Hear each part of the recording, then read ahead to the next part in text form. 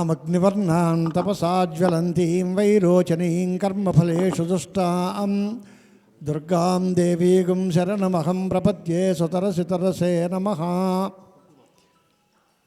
సభాయై నమః.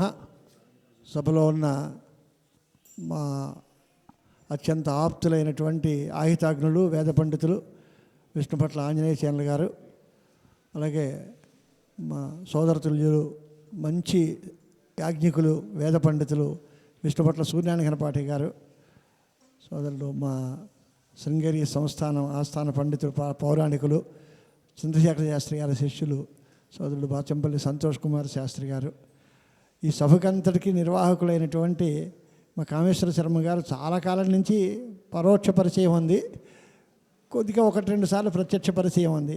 ఆయన నిర్బంధంతో నేను తప్పకుండా రావడం జరిగింది ఇక్కడికి. చాలా సంతోషకరమైనటువంటి వ్యవస్థ అంతా ఏర్పాటు చేశారు ఆయన నిర్వహణలో చేసేటువంటి శ్రీమద్దేవి భాగవత జ్ఞానయజ్ఞం. దీనికి ఇవాళ అభినవ సుఖ బిరుదాంకితులు బ్రహ్మశ్రీ బుర్ర భాస్కర శర్మ గారు ప్రవచనం ప్రారంభించే ముందు ఇది ఉపోద్ఘాత సభ.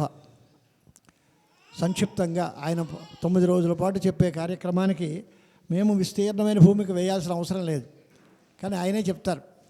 కానీ పిలిచినప్పుడు సమయోచితంగా సందర్భానుసారంగా 4 మాటలు చెప్పాల్సిన అవసరం ఉంటుంది. అమ్మవారిని మనందరం అనుకుంటూ ఉంటాం, సర్వస్వరూపే సర్వేశే సర్వశక్తి సమన్వితే భయేభ్యస్త్రాహినో దేవి దుర్గేదేవి నమోస్తుతే అని దుర్గా పరమేశ్వరిని ధ్యానం చేస్తాం.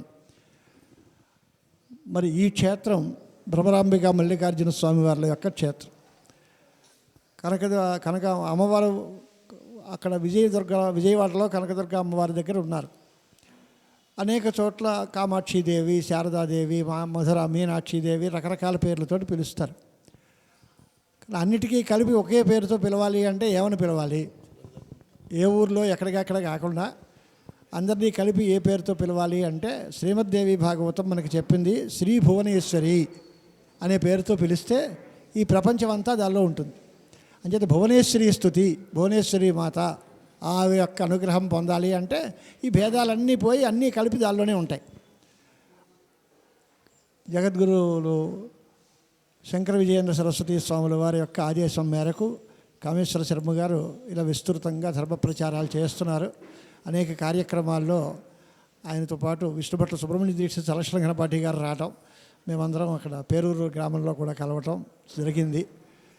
ఇదే సందర్భంగా ఇప్పుడు 2 మాటలు చెప్పాలంటే, ప్రపంచంలో అందరికీ కావలసింది ఏమిటి అంటే శక్తి. దేవి భాగవతంలోనే ఒక మాట అంటారు, ఎవరైనా ఏదైనా పని చేయాలి అంటే నాకు శక్తి ఉంది అంటారు, పని చేయలేకపోతామంటే నాకు శక్తి లేదంటారు తప్ప రుద్రహీనం విష్ణుహీనం నవదంతి కదాచన అని. నాకు రుద్రుడు లేడు, విష్ణువు లేడు, గణపతి లేడు అని ఎవడు అండు, నాకు శక్తి ఉంది లేదా నాకు శక్తి లేదు, ఈ మాటలే అంటారు. కనుక ఆదిపరాశక్తిని మనం ధ్యానం చేయాలి. ఆ శక్తి యొక్క అనుగ్రహం చేత మాత్రమే తకిమా వాళ్ళందరూ వాళ్ళ కార్యక్రమాలు నిర్వహించడానికి సమర్థులు అవుతున్నారు అనే మాట ఉంది. ఆదిపరాశక్తి విషయంలో మనం ఇందాక చెప్పిన మంత్రంలో కర్మఫలేషు దుష్టాం అనే మాట ఉంది. కర్మఫలేషు దుష్టాం అనే దానికి అర్థం ఏంటి అంటే ఆ సప్తమికి చర్మణి ద్వీపినం హంతి అనే శాస్త్ర మర్యాదల్లో దానికోసం ఈ కార్యక్రమం చేస్తాము. జుష్టాం అనే దానికి సేవింపబడినది అని అర్థం. అమ్మవారిని మనం ఎందుకు సేవిస్తాం అని అంటే కర్మ ఫలాల కోసం సేవిస్తాం. మనం ఏదైనా ఒక మంచి పని చేస్తే దానికి మంచి ఫలితం ఇయ్యి తల్లి, నీ అనుగ్రహం చేత మేమందరం సుఖంగా ఉండాలి, మేమందరం ఆనందంగా ఉండాలి, ఆ కర్మ ఫలాలు మాకు రావడం కోసం నీ పాదాలు సేవిస్తున్నాము అనేటువంటి అర్థం. దుర్గా అమ్మని తాం అగ్నివర్ణాం తపసాజ్వలంతీం వైరోచనీం కర్మఫలేషు దుష్టాం దుర్గాం దేవీగుం శరణమహం ప్రపద్యే అనే మంత్రంలో ఆ అమ్మవారి గురించి చెప్పారు. ఇదే రకమైనటువంటి వ్యవహారం అనేక మంత్రాలన్నా ఇంకోట్లన్నా చేసుకున్నప్పుడు స్వాంచ అగ్నే తనువం పిప్రయస్వ అస్మభ్యంచ సౌభగమాయ జస్వ అని మరో మంత్రం ఉంటుంది. అంటే నీ శరీరాన్ని వృద్ధి పొందించు, మాకు సౌభాగ్యాన్ని ఇయ్యను. నీ శరీరాన్ని వృద్ధి పొందించడం అంటే ఎలాగా అని అంటే హోమాలు చేస్తే అగ్నిహోత్రంలో అగ్నిరూపమైన అమ్మవారిని ప్రార్థించి ఆ అగ్నికి ఆహుతులు ఇస్తే అగ్ని జ్వాల పెరుగుతుంది. అప్పుడు అమ్మవారి యొక్క శరీరం వృద్ధి పొందినట్టు అవుతుంది. స్వాంజ ఆగ్నే తనువం విప్రయస్వ. తనువం అంటే శరీరం అని అర్థం. నీ శరీరాన్ని వృద్ధి పొందించు, మాకు దానివల్ల శుభాన్ని సంతోషాన్ని కలిగించు. అంటే యజ్ఞాలు చేసేటప్పుడు యజ్ఞాల్లో ఆహుతిని ఇవ్వడం కోసం అగ్నిహోత్రంలో ఏదో ద్రవ్యాలు వేస్తాం, ఓ నెయ్యో ఇంకోటో దానిలో వేస్తే అది దేవతలకు చెందుతుంది. అప్పుడు అమ్మవారి యొక్క శరీరం వృద్ధి పొందుతుంది. అగ్ని జాతవేదసుడు అనే పేరుతో పిలుస్తారు. మనం దుర్గా సూక్తంలో ప్రారంభమే అది. జాతవేదశేషనువా మసోమరాతి యతో నిదహాతి వేదహ అని జాతవేదశ అనే పేరుతో పిలువబడిన అగ్ని బదులు పరమాత్మ అమ్మవారు అనేటువంటి అర్థం కూడా చాలా చోట్ల కనిపిస్తోంది. అందుచేత దుర్గా పరమేశ్వరి ధ్యానం సమస్త దేవతల్ని ఆరాధించేటువంటి ఫలితాన్ని మనకి ఇస్తుంది. అదొకటి ముఖ్యం. రెండవది, పెద్దలు బ్రహ్మశ్రీ మారుతి వెంకటరామశర్మ గారు వచ్చారు. వారికి సభ సాదరంగా స్వాగతం పలుకుతూ వారిని ఉచితాసనాన్ని అలంకరించవలసిందిగా కోరుతున్నాను.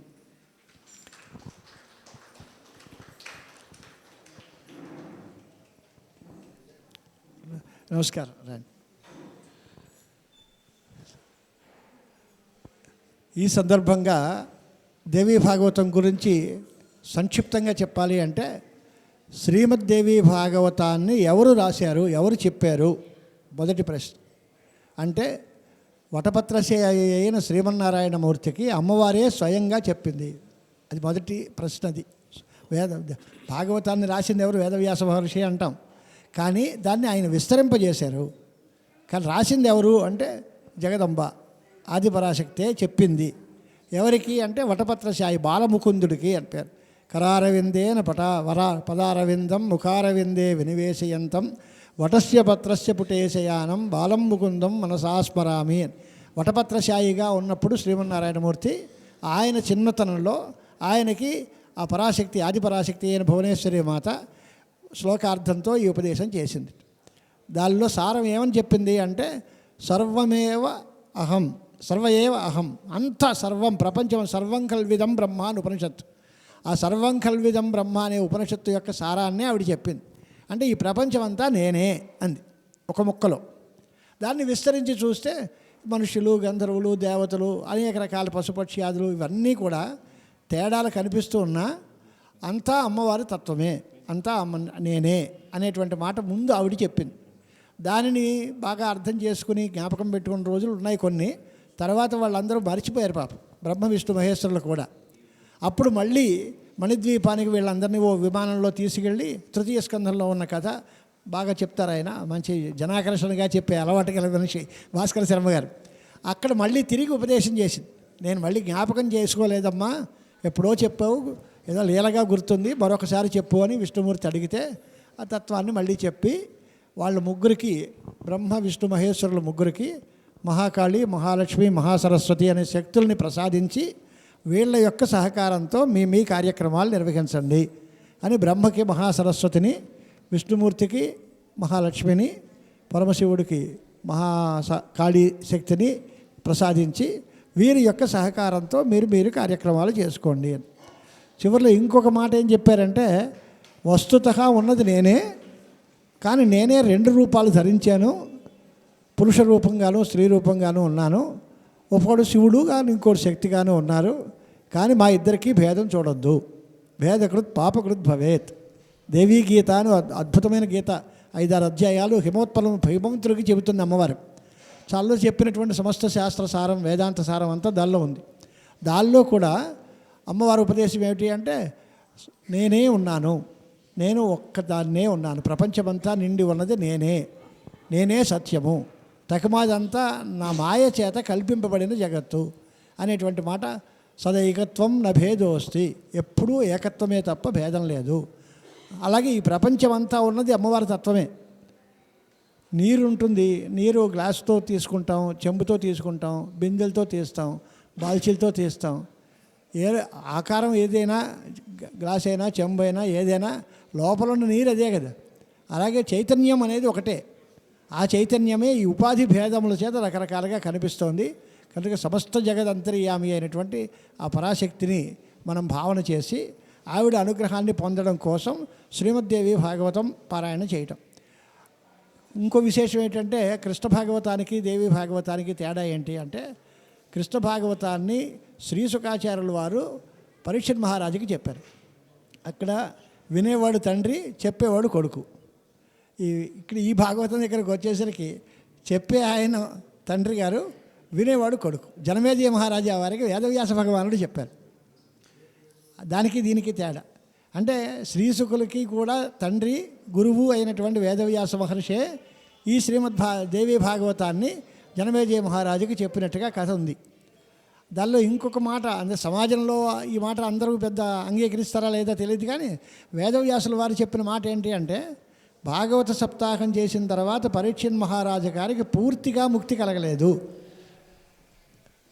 దానికోసమని జనమేజయ మహారాజా వారు మళ్ళీ దేవీ భాగవతం పారాయణ చేయించి అంబా యజ్ఞం చేసి ఈ ఫలితాన్ని ఇస్తే అప్పుడు ఆయన పూర్తిగా దేవీలోకం వరకు వెళ్ళారు అనేది ఈ పురాణంలో దేవి వ్యాసవచనం. అంటే శ్రీమద్భాగవతాన్ని తక్కువ చేయాలనే ఉద్దేశం కాదు. ఎప్పుడు శ్రీమద్భాగవతం సప్తాహ విధంగా చేస్తే ముక్తి వస్తుంది, పరీక్షిత్తు దానికోసమే ప్రయత్నం చేశారు అనే మాట ఖాయమే, దానిలో అనుమానం లేదు. కానీ ఈ దేవీ భాగవత ప్రశంస కోసం దేవీ భాగవతంలోనే వేదవ్యాసుల వచనాన్ని బట్టి మీ తండ్రి గారికి అటు ఇటు అంతరాల స్థితిలో ఉన్నారు, సరి అయినటువంటి పూర్తి ఫలితం కావాలి అంటే నువ్వు చేసినటువంటి ఈ సర్పయాగ ప్రయత్నం వల్ల హింసా కాలం ఉంది కాబట్టి దీన్ని పోగొట్టుకుని మీ పితృదేవతలు తరించడం కోసం నువ్వు తప్పనిసరిగా అంబా యజ్ఞము అనే పేరు, దేవి నవాహ యజ్ఞము అనే పేరుతో దేవీ మఖం చెయ్యి. అది చేస్తే మీ వంశానికి అంతటికీ